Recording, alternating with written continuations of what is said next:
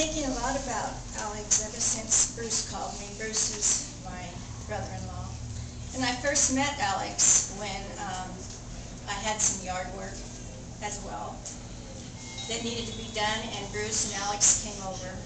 And there was just something about Alex that just drew me to him. And it was like later he came because he saw that something maybe had not been finished in the yard, so he came back to finish it.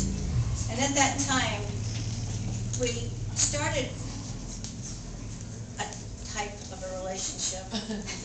It was hard to have a closeness and an intimacy with Alex because he'd draw back so often and then come and then withdraw again. And I shared some things about my yard, some dreams, and without ever asking, couldn't ask or plan with Alex, and he did just show up when he had the time or when he had the need. And he would come and complete some of my dreams, start some of my dreams, add some of his own.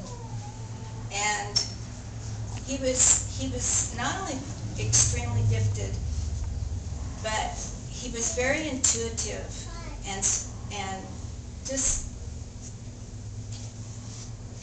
well, one of the things that I particularly was intrigued and will always be a fond memory is there would be times when I would come home from somewhere or wake up and go out the door and there'd be a gift. And I can't tell you how many gifts from a haul, from a garage sale, from somewhere that he left something that he thought that I would enjoy.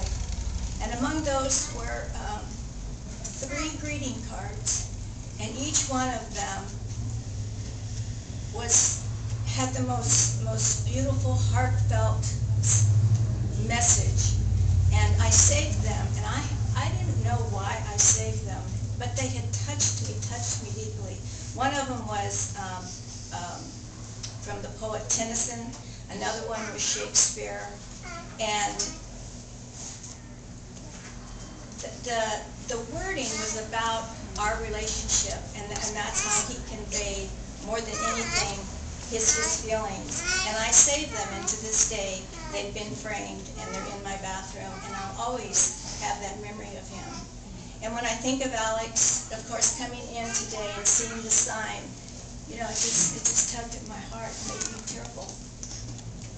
And one of the things I'll always remember about Alex is the cherished leather backpack that he always carried, all of his really important things like his artwork and a little bit of fruit, a little bit of cake or something left over that somebody had given him, his special kinds of knives and tools that he did his artwork. And when you'd see Alex sometime in a restaurant or somewhere sitting, you'd have to be very protective of his feelings because sometimes he didn't want to be approached. Sometimes he wanted his alone time. But if you did approach him, and if you ever to understand, a lot of Alex was through his artwork. A lot of his emotions were in his artwork. And if you had the opportunity to sit and talk with him, he would tell a story about a lot of his artwork and what went into it. Some things are rational, some are radical, some very opinionated, but they were all in his artwork. And that's how I got to know how he thought and how to be distant and how to let him be Alex is through his artwork. Because in that respect, there was a lot of privacy about him, but I had never heard him ever really discredit anyone. And I thought that was a beautiful thing. His honesty, his willing to share, and you're right, he didn't care what other people thought. He was truly his own person. And if you had the opportunity to get to know him even just a little bit, you know, I can say that I was blessed. But did I really know him? No. He was just was like just a floating, a floating. You'd have him and you wouldn't have him. You'd see him and you wouldn't see him. But he was an incredibly gifted and talented person, and my life has changed.